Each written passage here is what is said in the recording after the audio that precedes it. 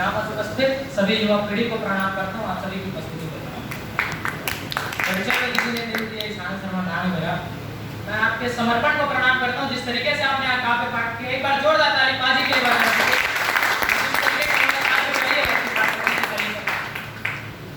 चार प्रेम की बातें हुई, की रस की बातें हुई। परिचय में अपना रखता हूँ कि मैं क्या लिखता हूँ कि नाम में लिखता किसी के सज्जा और श्रृंगार पर, नाम में लिखता किसी के सज्जा और श्रृंगार पर, नाम पढ़ता शायरी किसी के घुंघरुओं के छनकार पर। संघ का शिक्षित सनातनी बालक मैं नगर पर चलता हूँ देशभक्ति के।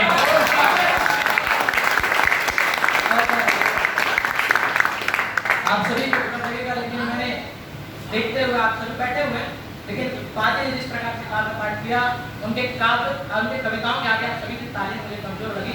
तो ऐसे दृश्य को जब देखता हूँ तो मेरे हृदय से राम भदावत जी के दो शायरी निकलती हैं कि माफी चाहूंगा कि अगर किसी मंच पर हम किसी ठुमके वाली को ले आते, आप सभी को बुरा लगेगा लेकिन जो सत्य है सत्य है कि किसी मंच पर अगर किसी ठुमके वाली को ले आते, लाल लिपस्टिक आंख में काजल झुमके वाली को ले आते, तो फिर उसकी ठुमकों का यहाँ व्याख्यान बांटने लगते लोग, ताली वाली छोड़ दो खड़े होकर नाचने लगते लोग।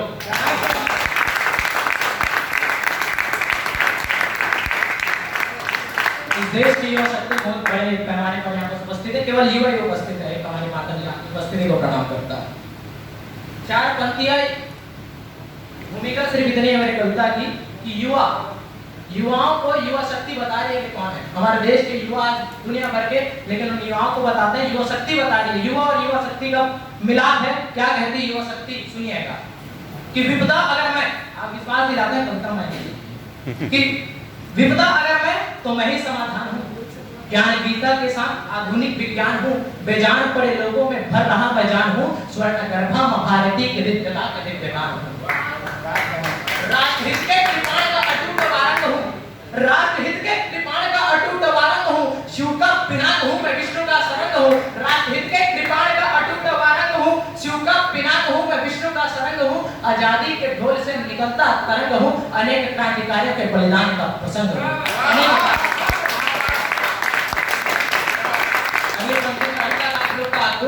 ध्यान चाहूंगा कि हल्दी घाटी की माटी में चेतक कटाव हूँ, हल्दी घाटी की माटी में चेतक कटाव हूँ, शूद्रों का हूँ संघर्ष में क्षत्रियों का प्रताप हूँ, ध्यान मग्न बैठे विप्रवरों का संध्या जाप हूँ, मैं भारती के दर्द का मैं कर रहा विलाप। अंतिम पंक्ति है कि मैं भारती के दर्द का मैं कर रहा विलाप हूँ। बताता हूँ कि कौन हूँ मैं भारती के दर्द का मैं कर रहा विलाप हूँ, भारत के उज्जवल भविष्य का प्रमाण हूँ, भारत के उज्जवल भविष्य का प्रमाण हूँ, राष्ट्रहित में होने वाला सारा उत्थान हूँ, स्वामी विवेकानंद के विचारों का अचूक बाण हूँ, मैं युवा हूँ भारत का, मैं भारत का प्राण हूँ, मैं युवा हूँ।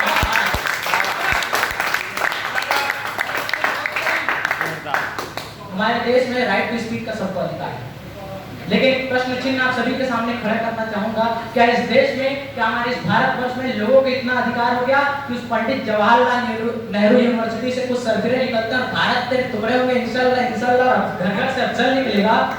क्यों निकलेगा? किसी के अब्बू का राज है क्या? मैं बताता हूँ कि अगर किसी के घर से मान ले निकल भी गया धोखे से घर से अफजल, तो किसी घर से घोड़ा बादल राणा सांगा राणा प्रताप महाराणा प्रताप वीर छत्रपति शिवाजी महाराज वीर संभाजी महाराज रानी दुर्गावती रानी लक्ष्मीबाई चंद्रशेखर आजाद राम प्रसाद विश्वेश अल्फाज उल्ला खान भगत सिंह राजगुरु सुखदेव और योगी आदित्यनाथ जैसे देशभक्त नहीं निकलेंगे क्या?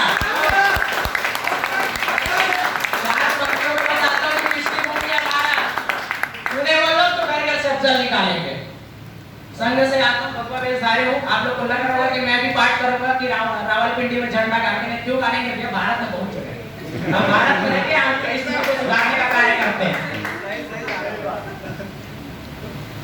सुनना कि किसकी भूमि है भारत, क्या है भारत? कि यह भारत है जिसने सारे जग को वेद पुराण का ज्ञान दिया। तालियां ठोक के दिखाएगा कि यह भारत है जिसने सारे जग को वेद पुराण का ज्ञान दिया। यह भारत है जिसके सारे विश्व ने विश्व गुरु बनने का सम्मान दिया। यह भारत है जहां रानी दुर्गावती जन्मी थी, जिनकी तलवारें मुगलों के रक्त रंजित होने से चमकी थी।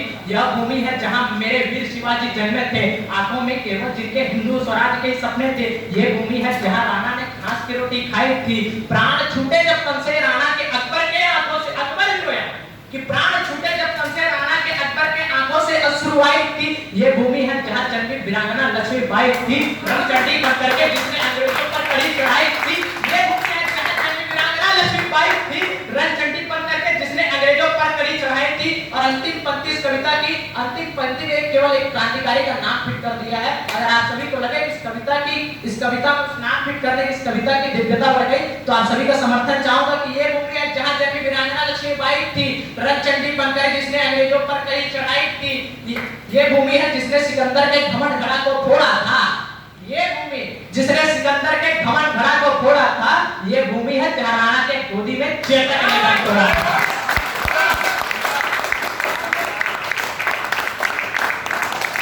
अगली कविता में मुझे आप विवाद झेलना पड़ेगा, लेकिन जब आपके समर्पण को देखते हुए, आप सभी के, मैं अपने मन के लोगों को देखते हुए उस कविता को यहाँ पढ़ना चाहूंगा। उस कविता नहीं, छंद है छोटा सा। हमारे छत्तीसगढ़ की भूमि में बहुत ही बड़े क्रांतिकारी हुए गुंडाधुर, आप सभी कुछ जानते होंगे, कुछ नहीं जानते होंगे। और एक और हमारे देश के राष्ट्रपिता महात्मा गांधी, निश्चित ही वो इस देश के बहुत बड़े होंगे। मैं उनके आजादी के प्रति उनके समर्पण को प्रणाम करता हूँ। लेकिन एक प्रश्न बिंब आप सभी के सामने खड़े करके, ये दास, ये शांत शर्मा, आप सभी के बीच में एक छोटा सा प्रश्न खड़े करके जाना चाहता हूँ। क्यों हम आज गुंडाधुर को, आप 10th के सीबीएसई की किताबों में उठा के देख लीजिए, वहाँ मुगल सल्तनत का उल्लेख है, वहाँ नेहरू का उल्लेख है, वहाँ गांधी जी का उल्लेख है। मैं पूछता हूँ कहाँ भगत सिंह की जीवनी पढ़ाई जाती है, कहाँ चंद्रशेखर, कहाँ गुंडाधुर, कहाँ बिरसा मुंडा की जीवनी पढ़ाई जाती है? सुनिएगा कि केवल एक कहीं संघर्ष नहीं था आजादी में, छाप लगे क्या बापू के ऊपर, कि केवल एक कहीं संघर्ष नहीं था आजादी में, क्रांतिकारियों की सूची भरपूर है ना। केवल एक कहीं संघर्ष नहीं था आजादी में, क्रांतिकारियों की सूची भरपूर है यहाँ। जानता है कौन आज शेखर और बिस्मिल को? बापू और नेहरू ही मशहूर है यहाँ, बापू और नेहरू ही मशहूर है यहाँ। इतिहास के पन्नों में केवल चरखा ही चरखा है, इतिहास के पन्नों में केवल चरखा ही चरखा है। मुझे कोई तो बताओ गुंडाधुर है कहाँ, मुझे कोई तो बताओ गुंडाधुर। अगर मंच का आदेश तो थोड़ा सा समय और लेके मुझे कविता सुनाने का, मैं सोच रहा था उसे सुनाऊं कि नहीं सुनाऊं, लेकिन जब आप जैसे मन के लोगों को देखा तो मुझे उस कविता को, और आपको बता दूं कविता मेरे नहीं है, मेरे प्रेरणा स्रोत, मेरे आदरणीय, मेरे वरिष्ठ राम मदावर जी की कविता है। और इस कविता की विशेषता यह है कि राम मंदिर के ऊपर कविता है। आप सभी एक बार ताली बजाकर मोहर बना दीजिए। मैं कविता को श्री रामचंद्र सरकार के चरणों पर इस कविता को समर्पित करता हूँ। राम मदावर जी कहते हैं कि इतिहासों के पन्नों पर एक नया युगबोध लिखा है हमने, इतिहासों के पन्नों पर एक नया युगबोध लिखा है हमने, क्रूर काल के मस्तक पर प्रतिशोध लिखा है हमने। अब सरयू की लहरों पर वातास लिखा जाएगा, अवधपुरी में श्रद्धा और विश्वास लिखा जाएगा, मर्यादा का उच्च शिखर देंगे आधारशिला को, अर्चन वंदन करेगी दुनिया राम लगा को। अरे समय बदलना था तो बदला, पूर्ण हुई अंगड़ाई, सुने विश्व हमने जीती है सबसे बड़ी लड़ाई।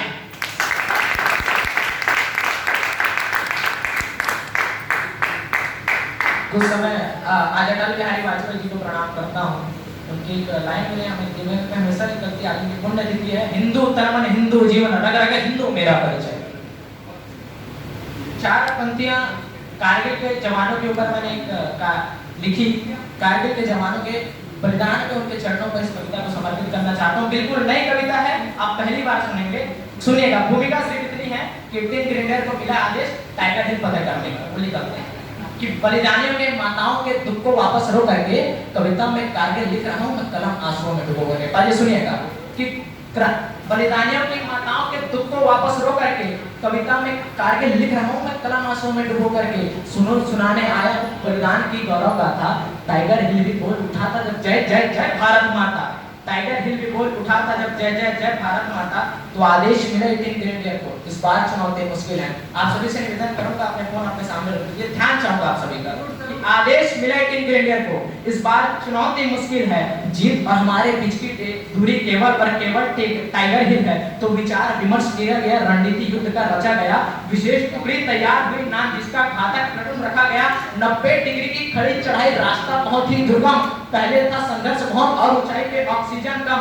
तो पहले था संघर्ष बहुत और ऊंचाई पे ऑक्सीजन पर कहां रुकने वाले हौसले उनके बागी, राष्ट्र हित में शहीद होने की लगन सभी को लागी। तो वो लगे, आगे चाहूंगा पहली बार इस कविता को तो लगे जवान चढ़ने चढ़ने को दुश्मन की छाती पर, आंखों में आक्रोश लिए पूरे दिन की खड़ी चढ़ाई और हाथों में कम खाना रोटी। लगता था संघर्ष हुआ खत्म तो दिखाई देती दूसरी चोटी, मगर दुश्मन चालाक था, सब कुछ ताक रहा था। बैठे बैठे बंकर में अपने सब कुछ झांक रहा था। जैसे जवान निकट पहुंचे दुश्मन ने हमला बोला, और इधर जवानों ने मोर्चा संभाला, अपना बंदूक का मुख खोला। खा रहे थे सीने पर गोली फिर भी लड़ रहे थे, और दुश्मन की छाती पर काल बनकर चढ़ रहे थे। किसी का था सिर फटा, दृश्य देखेगा कैसा था कि किसी का था सिर फटा, किसी का सीना फटा हुआ था, हाथ कटा था, पैर कटा था, शरीर अलग पड़ा हुआ था। किसी का था सिर कटा, किसी का सीना फटा हुआ था, हाथ कटा था, पैर कटा था, शरीर अलग पड़ा हुआ था। सीने में 8 गोली थी, वो फिर भी अड़े हुए थे। मातृभूमि की सेवा में अंतिम तक खड़े हुए थे। तो भीषण युद्ध मचा हुआ था, बहती सौड़ित की धारा थी। दृश्य कार्यकर्ता सुनिएगा कि भीषण युद्ध मचा हुआ था, बहती सौड़ित की धारा थी। भीषण युद्ध मचा हुआ था, बहती सौड़ित की धारा थी।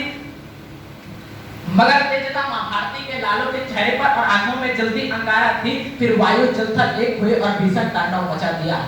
फिर वायु जल थल एक हुए और भीषण तांडव मचा दिया। हुंकार भरी जय भारत मां की, दुश्मन दिल को जला दिया। हुंकार भरी जय भारत मां की, और दुश्मन दिल को जला दिया। तो वो कटे कटे छटे और स्वीकार चले गए मृत्यु की खूंटी को, फहरा गए विजय तिरंगा देकर प्राणों की आहुति।